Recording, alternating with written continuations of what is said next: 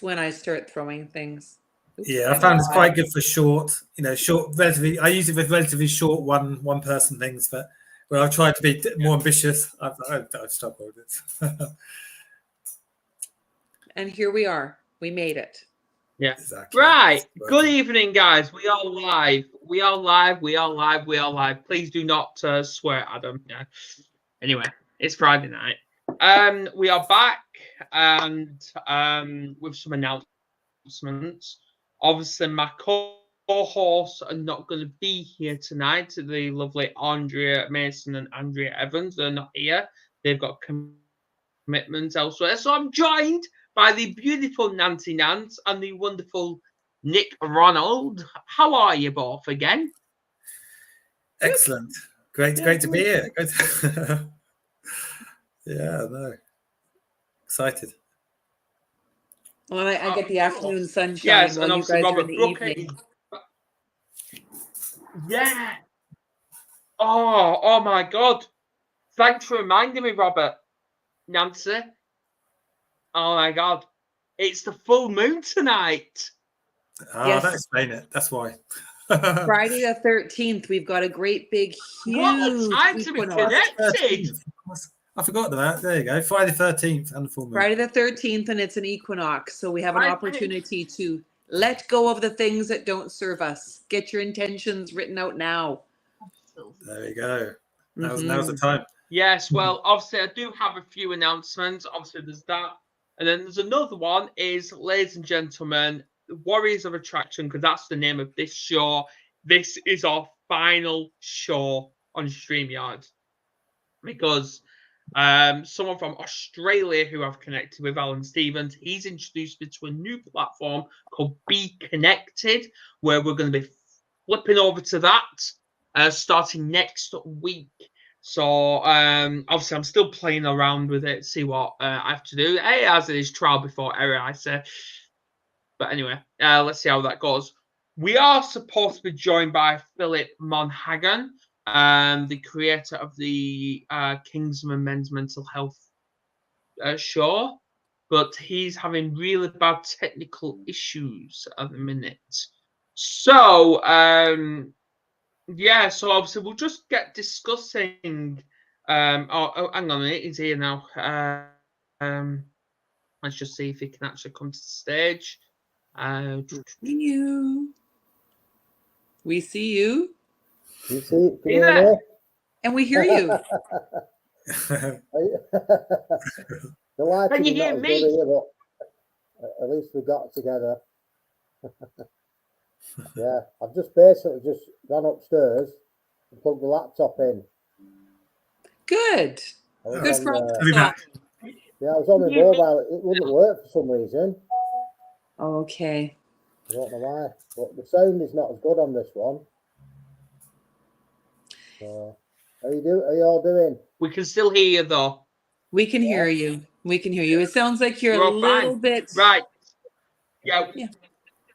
A little bit bathtubby. That's all. It doesn't matter. Doesn't matter. We can hear him loud and clear. We can hear him loud and clear. That's okay. Good. That's okay. Good. It's not about the handsome looks. It's about what message comes out. Right.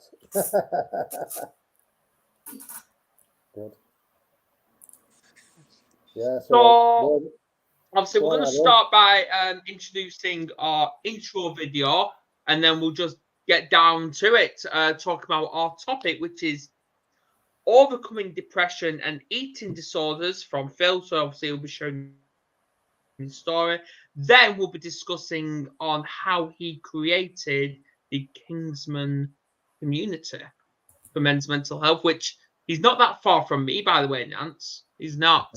He actually lives about, 20 minutes away in driving? Yeah. Roughly around that. So we will see you in about 30 seconds.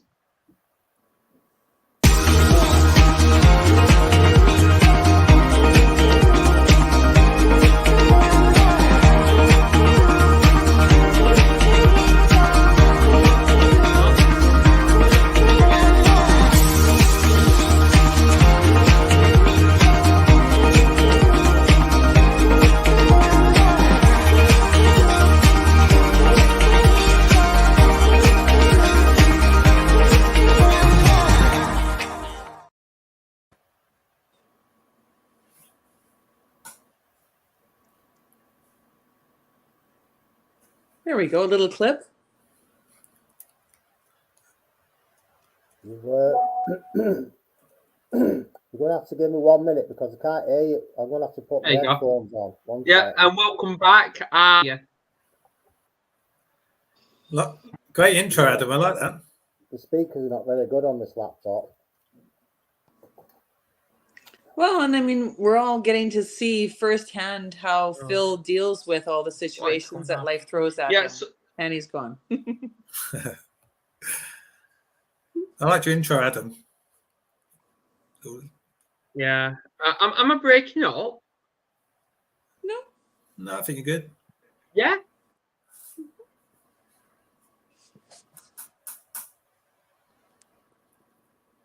Awesome. Right, and welcome Stephen R. Smith. Hope you are well also. Yeah, obviously we've got an amazing intro for that video. Absolutely. So, I don't know what's happened to Phil, but we are going to be discussing about overcoming depression and eating disorders. So I want to start by obviously Phil, introduce like who you are, where you're from, and how you came to doing what you're doing today. The Kingsmen. Yeah, the Kingsmen support group for men. I started the Kingsmen last December. It's not very long ago. Basically, it came about because I suffered quite a lot myself in the late teens, I'd say up to around age 30, really, which is quite a long time. I suffered from really bad anxiety, depression. I wouldn't go to I came to a point where I couldn't face people. I wouldn't go to any sort of weddings or any receptions or anything like that. If I did manage to get out, I would sit in a corner somewhere and keep quiet, basically. And that's how bad it really got. And through that, I suffered, I'd say probably around 1980 the most, up to 90, which is a long time to be in a depressed mode, really. That's where I was at that time. I didn't have many friends. I kept myself to myself. It got that bad I stopped going out, speaking to people. It affected me in quite a big way, really. And I became sort of self-aware about myself, about my thinking styles and things like that, and what people thought of me. I had this really strange thing about people didn't like me and things like that. It was really strange. But yeah, that was the depressive sort of stage I went through, and that led to an eating disorder. I actually went down to 7 stone at that time. I think I was around 28, something like that. And it was all a snowball effect, really. And I've always been a bit quiet and a bit introverted, although you won't believe it now. As a child, I kept myself to myself as a child. I had low self-esteem, lack of confidence, all those kind of things. I wouldn't sort of play football or any group things like that. So yeah, it was like it was a build-up to depression, and it got to that point where I decided to go and see the doctor. I was into my 30s then, believe it or not. I left it that long. So yeah, I went to the doctor's. He's prescribed medication, which I refused at that time. A lot of my friends are going through the same thing. They were on antidepressants. Nothing seemed to really work for them. And I think that's where I got to the point where I thought, there's got to be another way of doing this. There's got to be another way of getting through it. And so I started looking at ways of making myself better, like self-help, really. So what I found with the rest of my friends who were sort of on medication and really struggling, they all seemed to go down the same route, which they went to the doctors, they got medication. I mean, some of these guys were on them for like 10 years. I mean, I'm going back to sort of 1980s, 1990s, and some of these guys are still actually on the medication now, which is really, really strange. So yeah, I suffered with depression, anxiety, really bad panic attacks. I had really bad anxiety as well. So if I went into, let's just say, like some sort of party or something like that, I wouldn't sit anywhere where I couldn't get out of the place. So I'd be looking for, if I sat down, I'd be looking for somewhere to escape if I needed to. And then it came to the point where I couldn't eat in front of people, and that's where the eating disorder came into being then.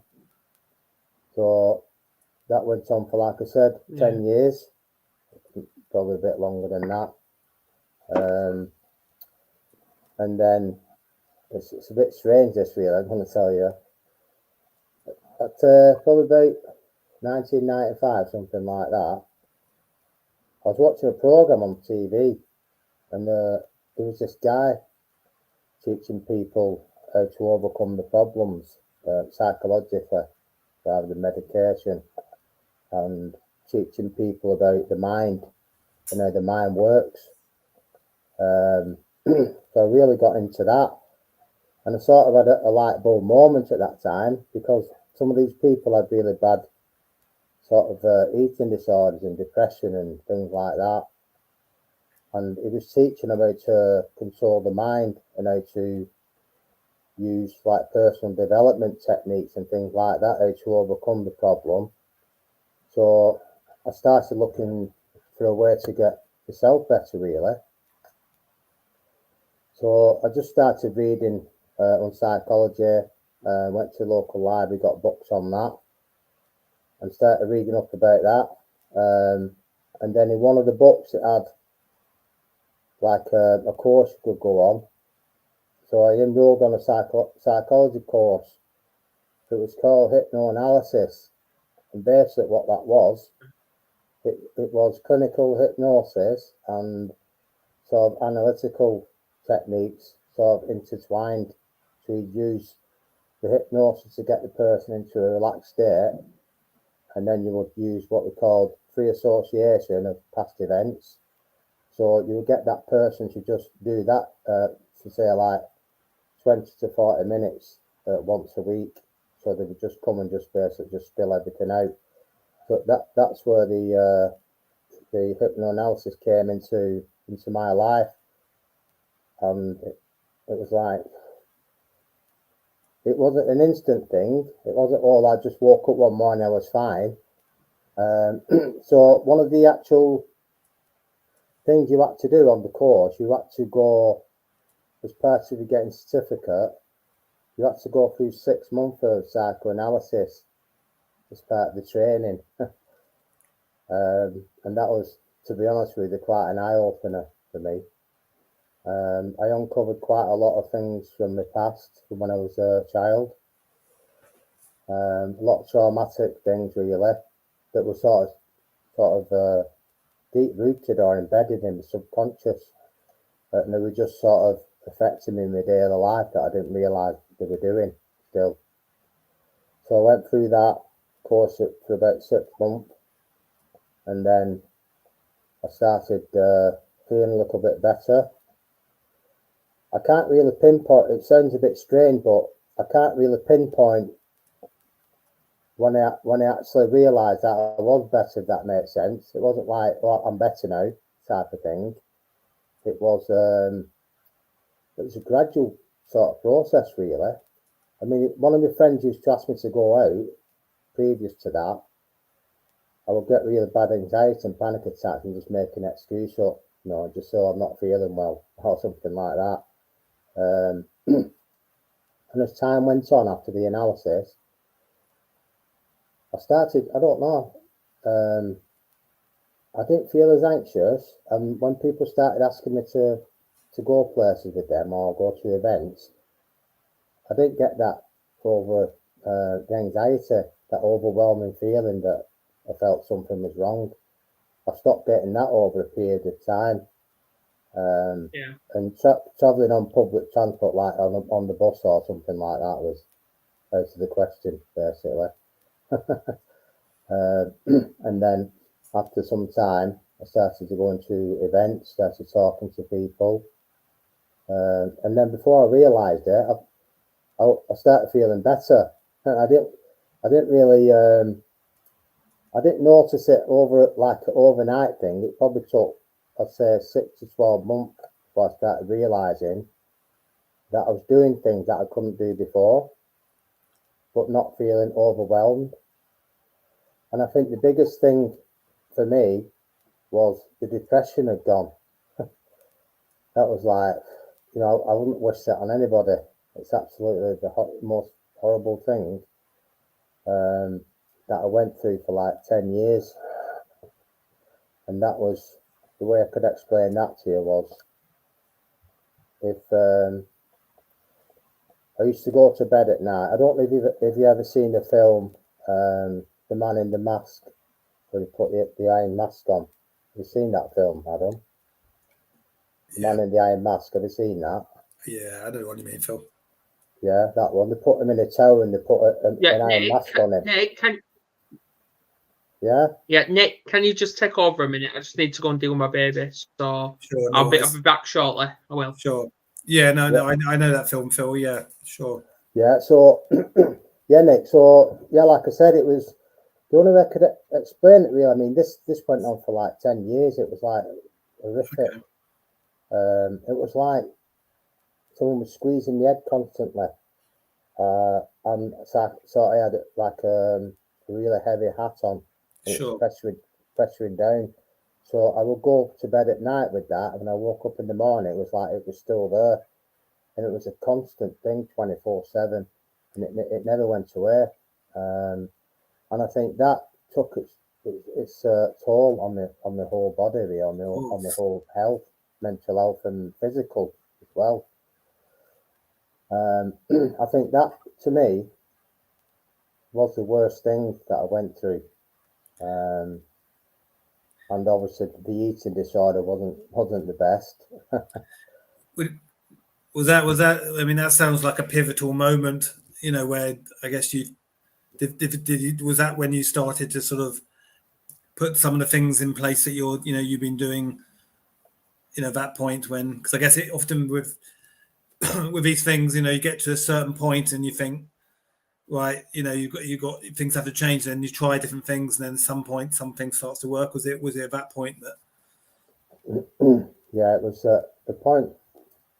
Like I said, it's not like I woke up one morning and then realised that I didn't have this mask on. It wasn't like, it was really strange. It was something that I can't really explain that bit to people. But over time, I didn't feel, I didn't get anxiety or anything like that. It was really strange. Even just the thought of going out or just talking to a stranger, my body would sort of go into this sort of convulsion, and then I'd have really bad depression after that, because that would trigger off obviously the physical side of it, not eating like for days and things like that. Sure. I would go for days without eating anything. Yeah. And that I'd say affected my self-esteem, my self-worth. That's understandable. You know, and that's what happens when you get depression. You never think that you're ever going to get over that. No, you know? I still think I think I definitely, I can identify with some of the things you say. Not all of them, but I can definitely. I think with depression, I agree. I think it's something when you go through it, you think, well, how is it ever going to end? It sort of seems to be going on forever.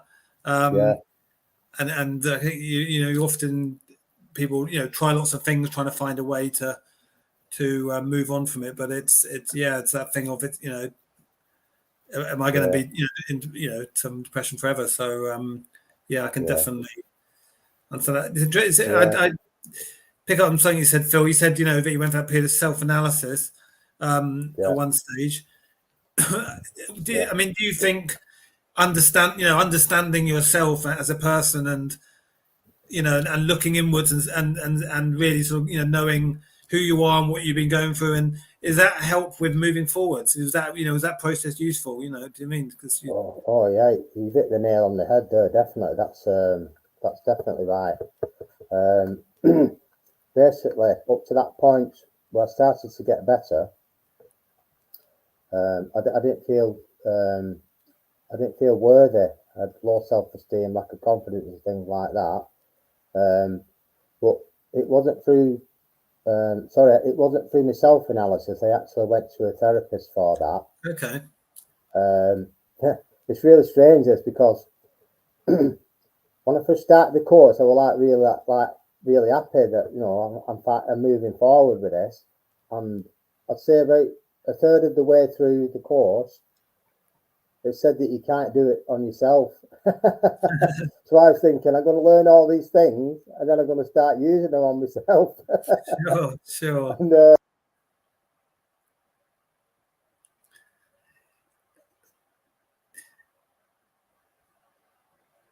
I think you lost your sound there, Phil. I'm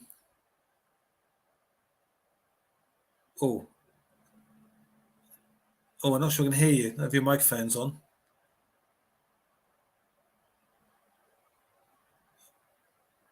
Or so you lost your sound, Phil. Or is your microphone on?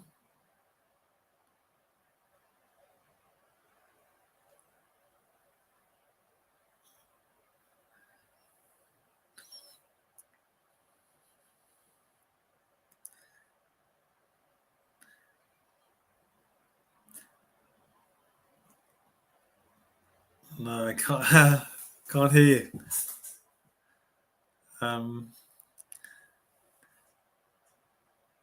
Maybe we have to go out and come back in. Not sure. Can't. Yeah, can't. You.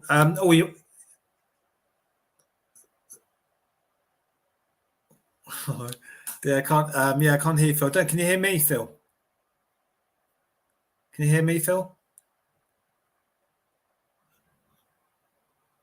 Oh, I can't. No, I can't hear you. So you just lost your sound.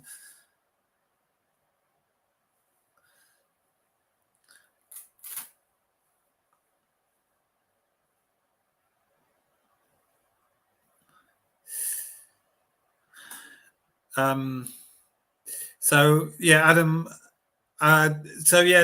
Phil, we've just lost Phil's sound. I don't know if you can get back now, but I think I don't know if the microphone's playing up, but Phil was just sharing his experiences and what he's been doing to sort of move forward. Yeah. I think we lost him. He was sharing that he went through. I think you were here a period of self-analysis, and he said that really helped understanding who he was as a person and what his challenges have been, and and I think he said that was one of the most useful things is to move forward, is to know who he was and really look inside. But absolutely, and this is what it's all about, because I obviously, if people know me, I'm blunt as it comes. People do have shit days from time to time. They do, and you know what? It used to affect me an awful lot on a personal level. But you know what? I've now learned to change the way I'm actually thinking about things. And now I'm actually seeing shit days. Yay, it's a shit day. We all have shit days, but see it as a positive as well, because this gives us the opportunity to gather those tools that we already have to bounce back. Yeah, no, I agree. And I think it's good, you know, Yeah, that Phil. um, I think I'm not sure what to say about Phil. I think one of the points I think I take from what Phil was saying is that there's no one, you know, for people suffering from depression, there's no one solution that fits everyone. There's not one thing that will help everyone. Different things will help different people in the way they manage it or overcome it. But one thing that definitely does help is I think, you know, not being, you know, if you're suffering from depression, not being ashamed of it, not being embarrassed about it, but, you know, like you say, to a certain extent, being open, honest, and being able to talk about Yeah. it, because actually it's, you know, as we know, you know, it's incredibly common, and for you know, people to go through depression, and, you know, a lot of people in society, you know, do go for it. So there is no one solution to you know, overcoming it, but certainly, like you say, you know, just being aware of it. And Yeah. Yeah, I want to highlight this comment from Stephen. Change how you think and overcome obstacles. I'm glad you mentioned that, Stephen. I really do, and I appreciate you for actually being here, because I've now learnt that, yeah, people annoy us in life. Of course they do. But if you think about it logically, the only obstacle in someone's life is yourself. And I'm going to elaborate on that. And please stop me if anyone stop me if you think I'm talking out my ass. But the only obstacle is ourselves, because yes, there are people out there that do annoy us, and they do genuinely annoy us. They annoy me from time to time, but it's all about your perspective on how you respond to these situations, to these people. Because if you take it personal, then you're gonna hold that grudge against them. If you hold that grudge for, I don't know, 2, 3, or even longer, many years, you're gonna finally realize, yeah, they made me annoyed at that time, but I haven't spoken to them for God knows how long. So why am I still annoyed? So really, in reality, you're gonna be annoyed at yourself for being annoyed. So it's all about changing your perspective on things and rise above it. I can't hear you, Phil. Sorry.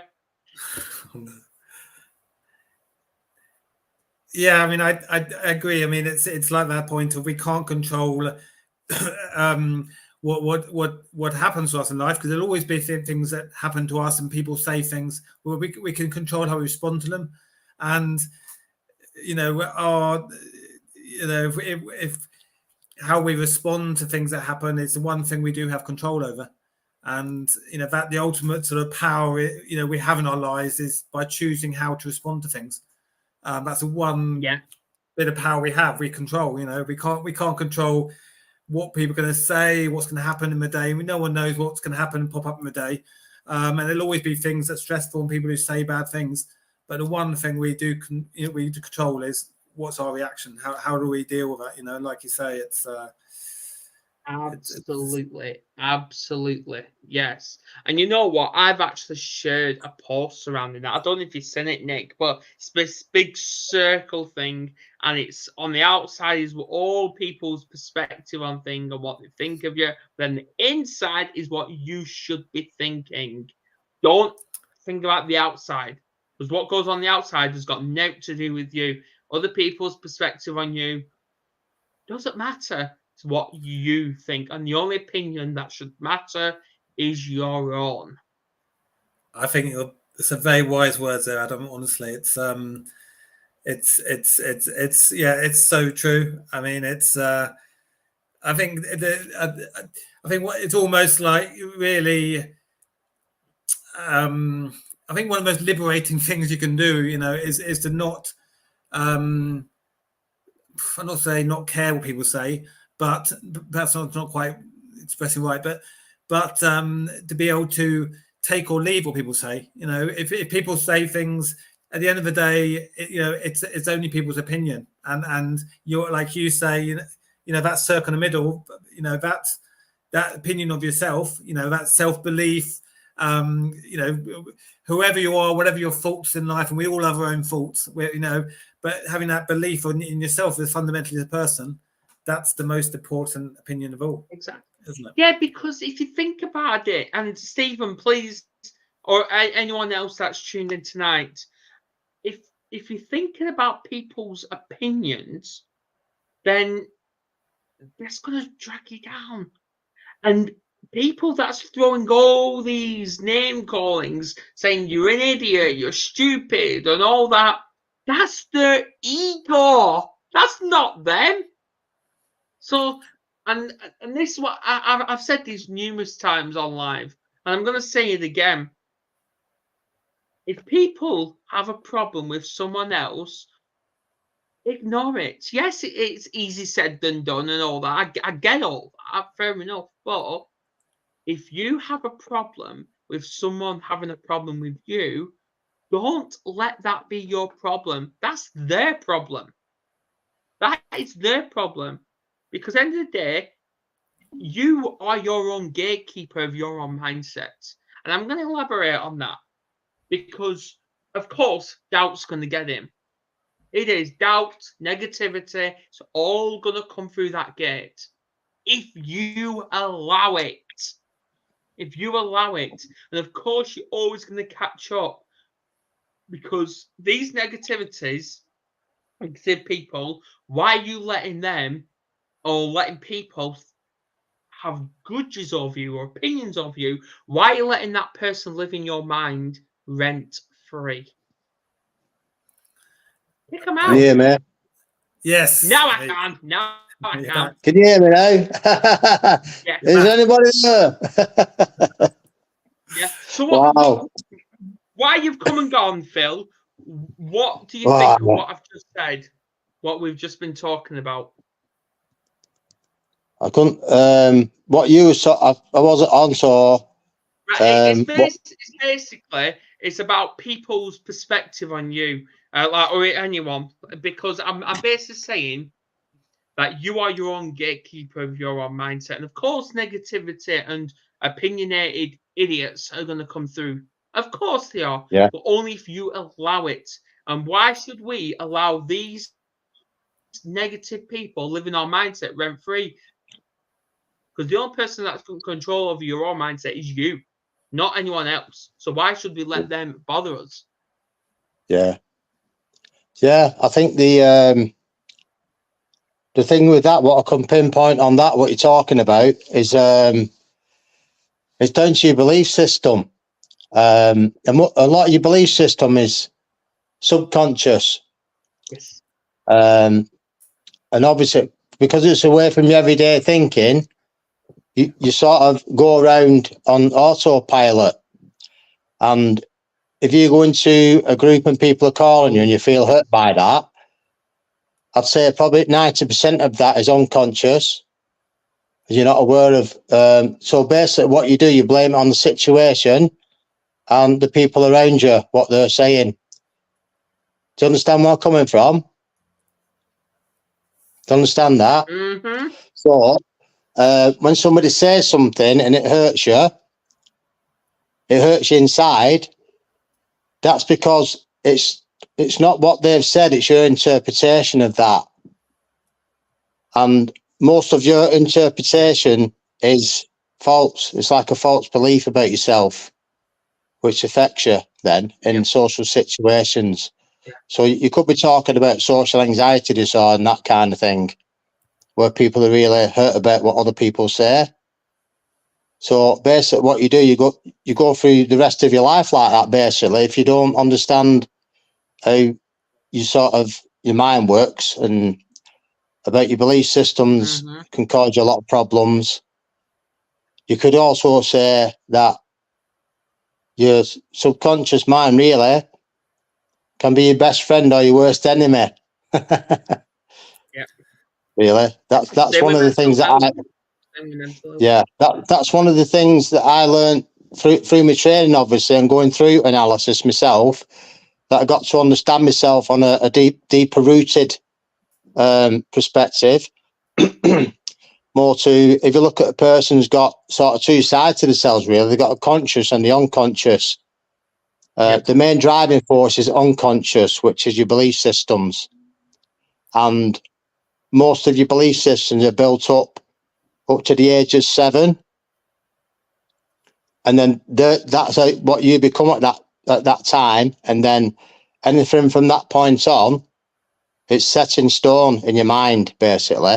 And then when you get affected by what people say, you think, oh, it's just me.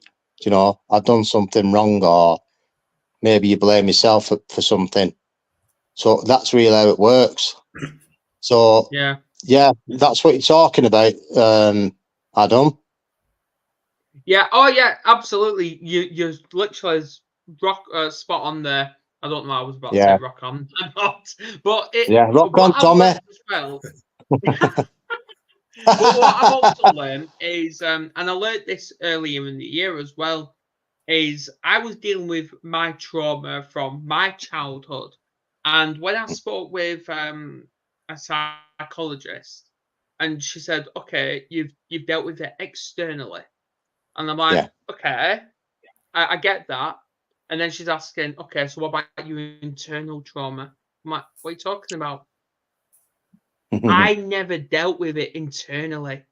And that's what people need to do is deal with it externally, but also internally. And what I mean by that for people that don't understand is externally is your outside trauma. Internally is what's inside. Yeah.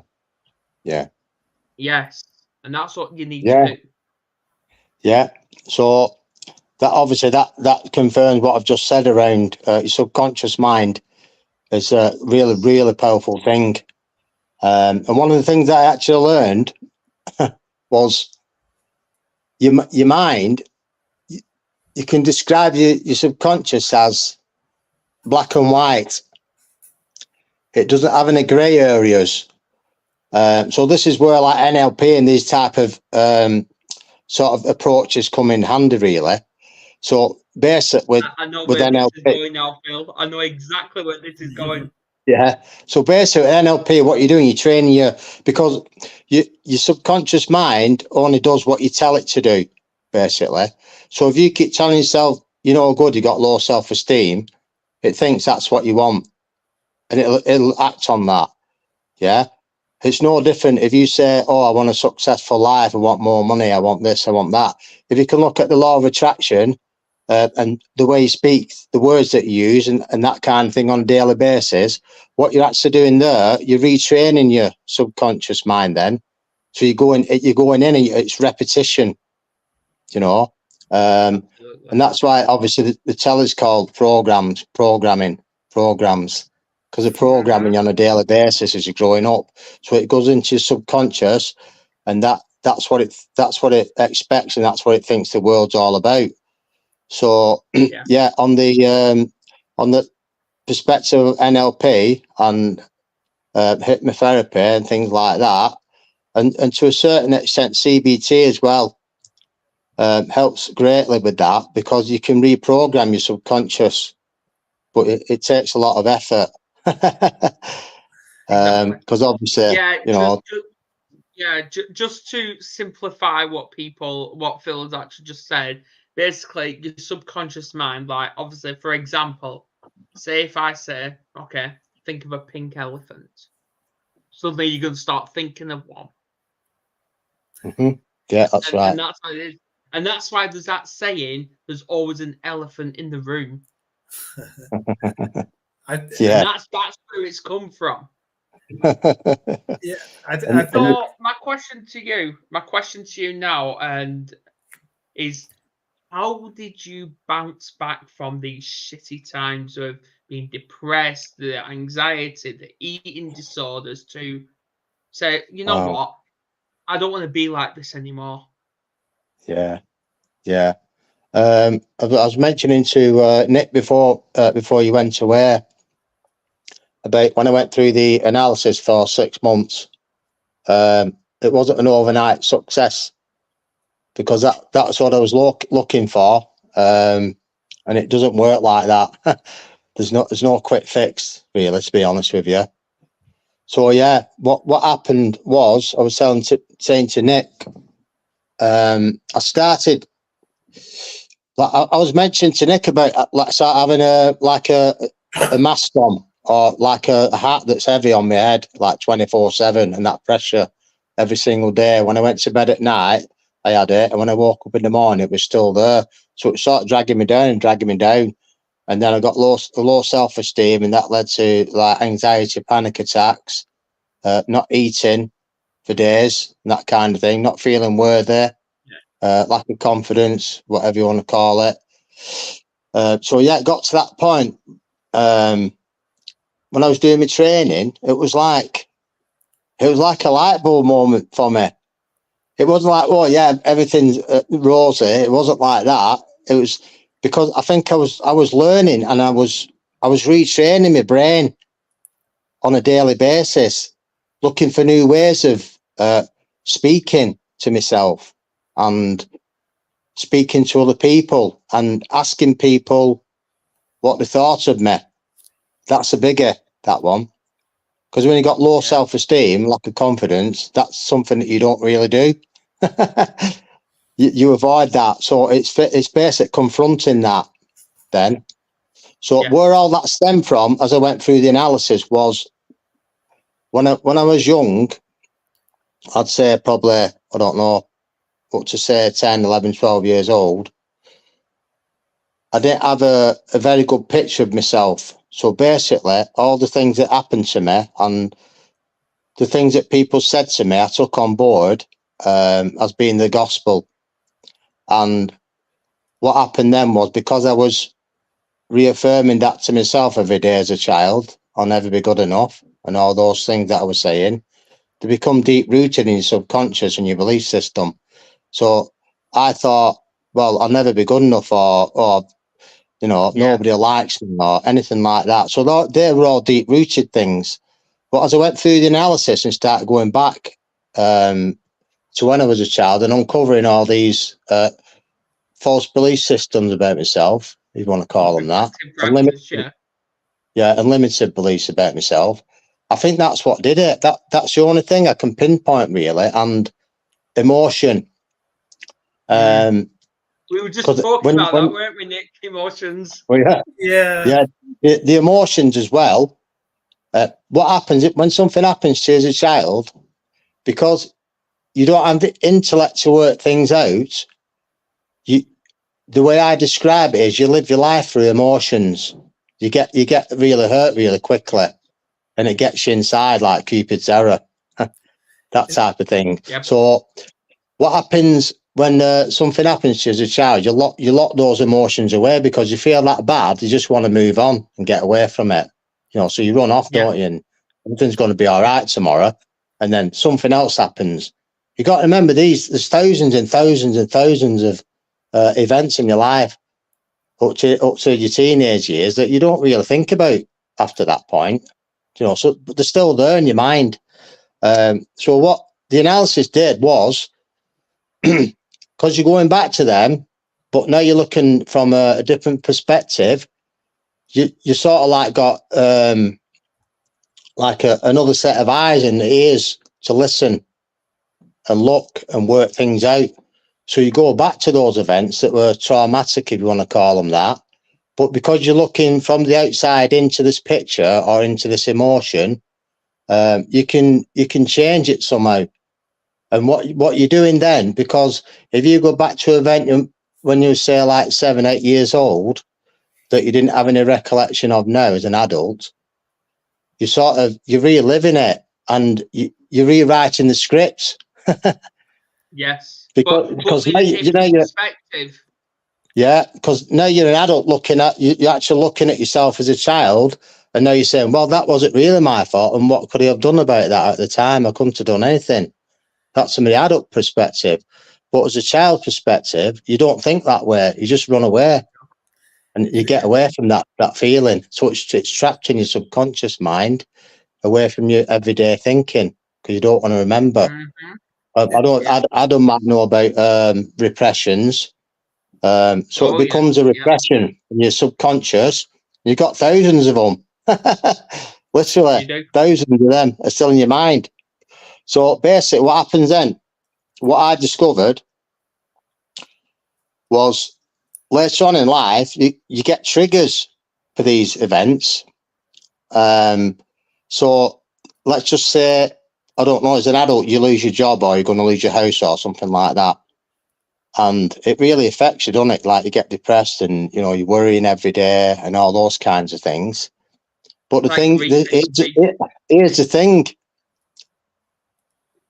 Because you've got all these repressed emotions still in your subconscious mind, what happens is, if it's found a release for that. So what it does, it puts all the past events that have happened to you as a child, it puts it onto that event. You're losing your house. So no, it doesn't become just losing your house. It becomes all the past repressed stuff as well. If that makes sense. Yeah. Yeah. So you pile all that on top of losing your house as well, or losing a loved one, or I don't know, break up a relationship and things like that. And you can actually prove that as well. This is one of the things that it's awful. Well, I'm glad you mentioned that, and obviously Nick, please pipe in as well. I actually shared a post surrounding that just the other day, where it's basically, instead of celebrating like achievements and this and that, celebrate like losing your job and a breakup of a relationship. Yeah, it may seem shit at the time, but it's an opportunity for you to actually gain your self-identity again. So, Well, Just yeah, go on, saying. Nick.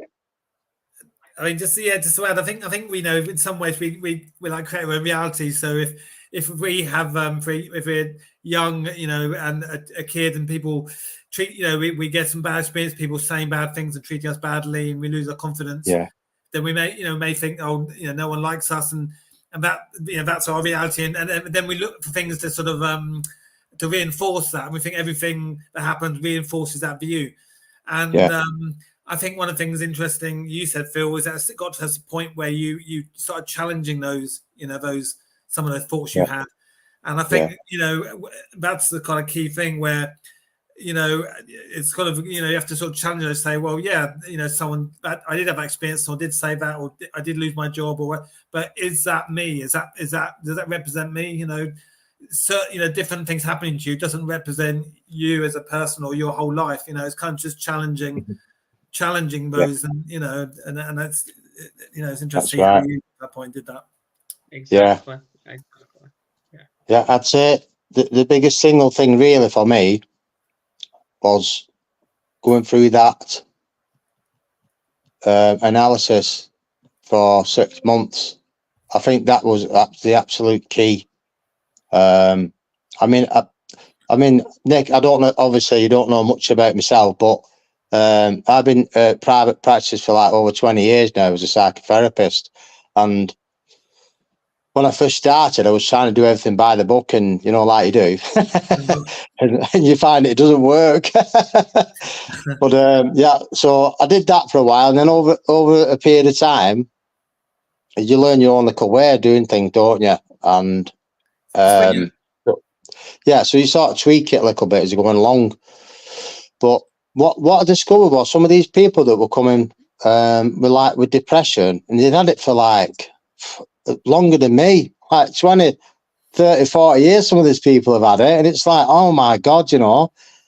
And I try my best to put that across, that it doesn't matter how long you've had it, that's irrelevant to you, you know, because what you got to look at is you can get over it. This is the key. This is the key to get a person to believe that. I mean, that's no mean feat in itself. You know, if I'm being honest with you. I mean, what I learned after quite a while, if somebody came to see me and I was talking to them and explaining, like I'd just done to you guys now, about your repressed emotions, and you know, I would talk to an individual, I'd say, for about 45, 50 minutes about analysis and how your mind works and all those kinds of things, and really go really into depth over it. Within 45 minutes, I could actually tell if that therapy would work on that person or not. It's really strange, you know, and I thought it's really weird, this. And how I discovered that was, I mean, people were coming, and when I first started doing the hypnoanalysis and the therapy, I was getting frustrated with myself because I really wanted to help people, and people like wouldn't turn up, and they'd stop coming for no reason and all those kind of things. It's really frustrating. But I think what I started to do, I started to sabotage myself a bit, thinking, oh, is it me? Am I doing something wrong or whatever? So when I realised I was doing that, I changed things around a bit. So what I started doing is, instead of trying to make them better, I tried to get them to understand their self better rather than me trying to put it on them, if that makes sense. Well, when it comes to mental health, I don't think anyone can actually be cured of mental health. I just think that's totally bollocks. But you can stabilize it. And that's what I think. And when I come across people that are saying, oh, I'm over mental health, mental health doesn't exist with me anymore, I'm like, really? Yeah, I mean, I suppose the point, one point I think Phil was saying earlier is when you're going through something like depression, you think, oh, I'm going to have depression, I'm going to be depressed forever, I'm going to have depression forever, and yes, you may, like you say, these things perhaps never go away, but to the extent that it dominates who you are, that can obviously change over time, and I think it's hard in that moment when you're going through it. You do think, well, it's never going to change. How can I get out of it? How can I, change things? And I think, I suppose, the point is that, different things are worth different people, but you may never be, get to that point where you're never going to get depressed. But things, it's like you said.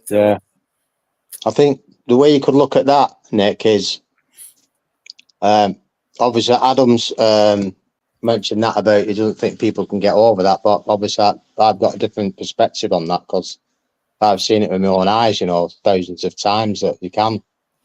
And I'm probably a living testament to that, and that's why I still do what I do, because you can actually do that.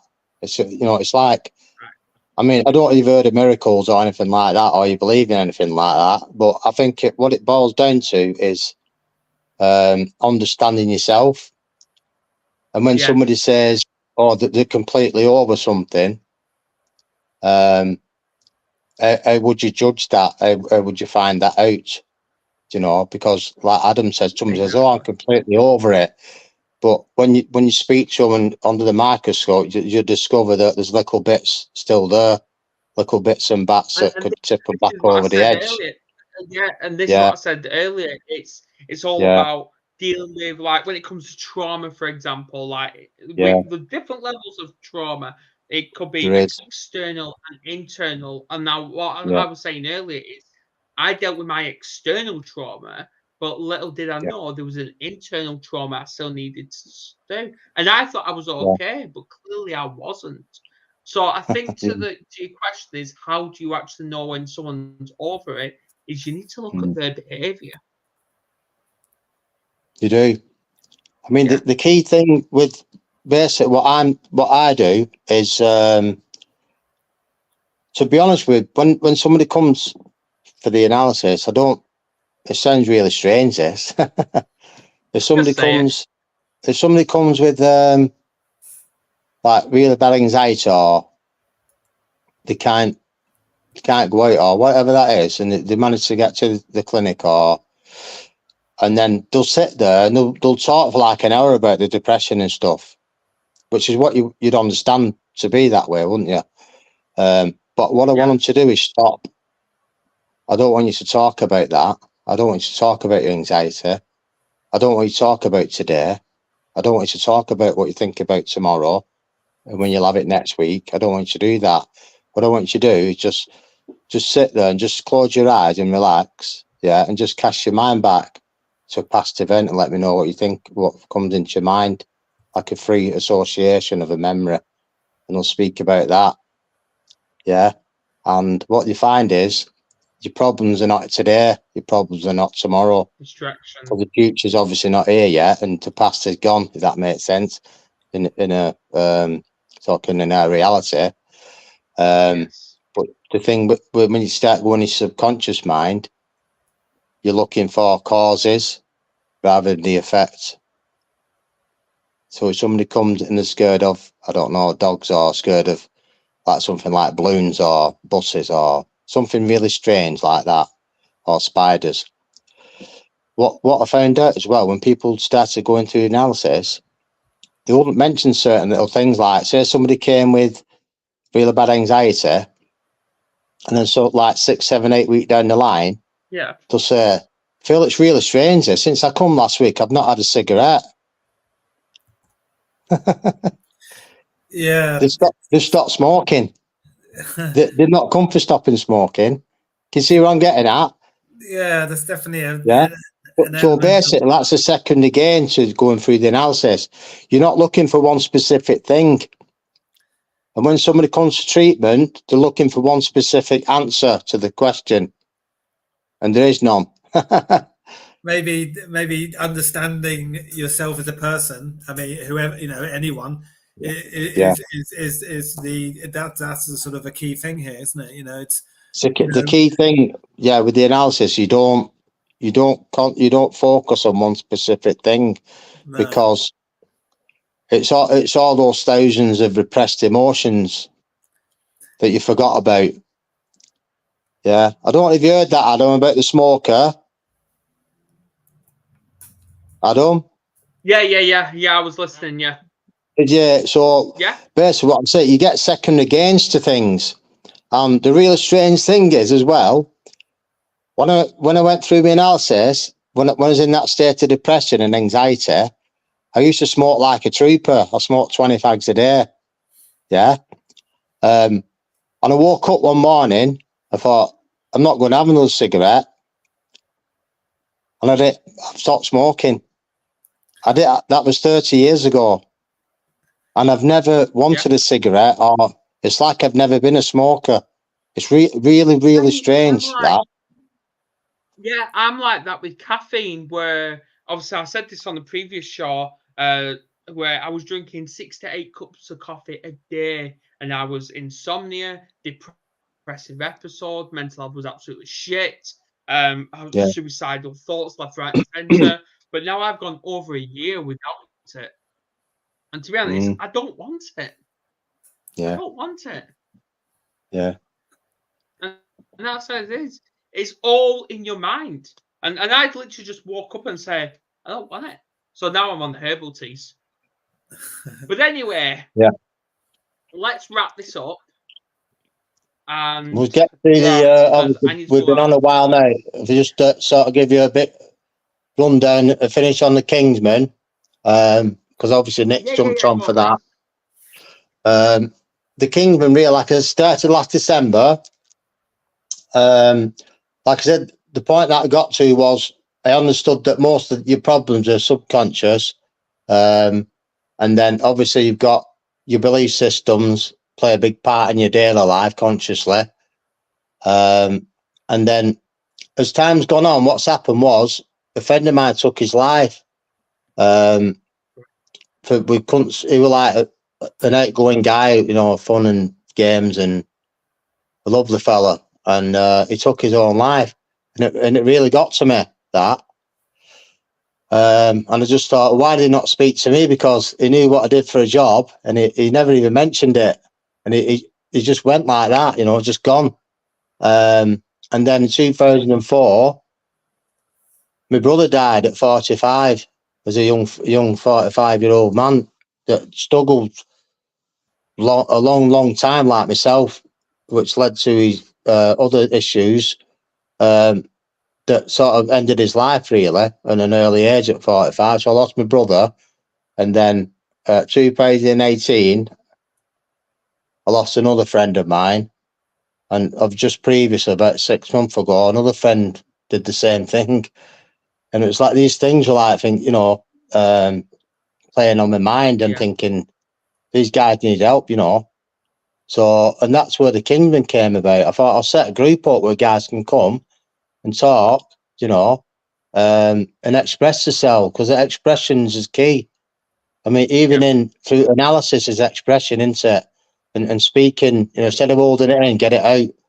So that's where the groups come in, and they're really effective as well because the guys are verbalising the problems instead of holding them in.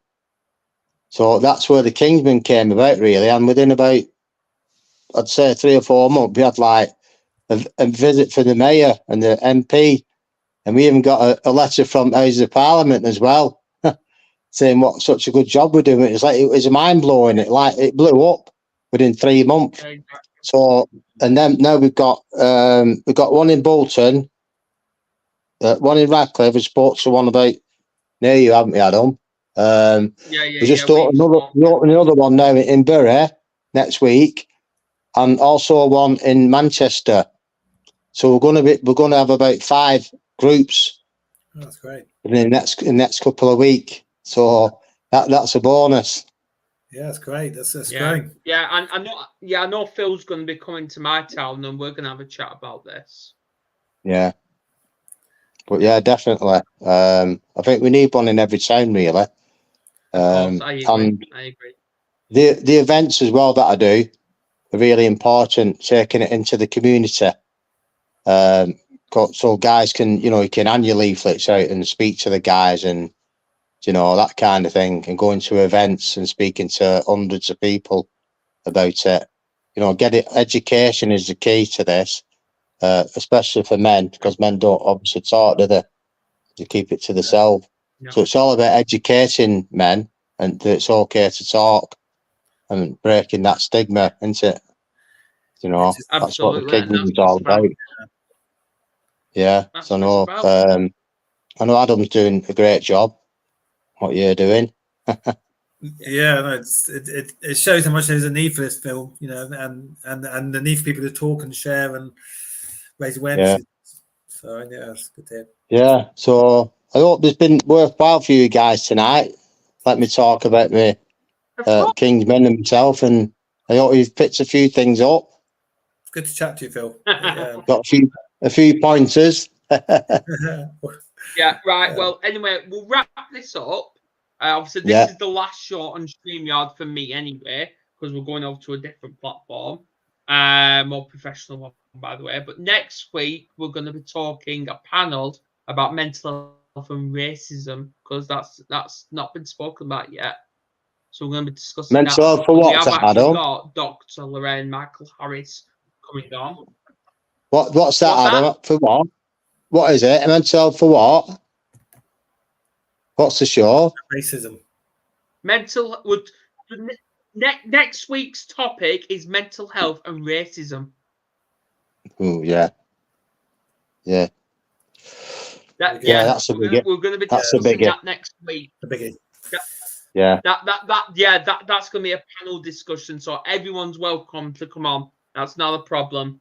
So, and obviously we have got Dr. Lorraine Michael Harris coming on. He's just got his PhD. So so I'll see you all then, and we will see you on the other side. Next week, hopefully. Nice to meet you, guys. Yeah, all please right, share this, everyone. Please share this. Let's get this message out there. Will do. Okay. Nice to meet you, Phil. Okay, brilliant. Nice speaking to you.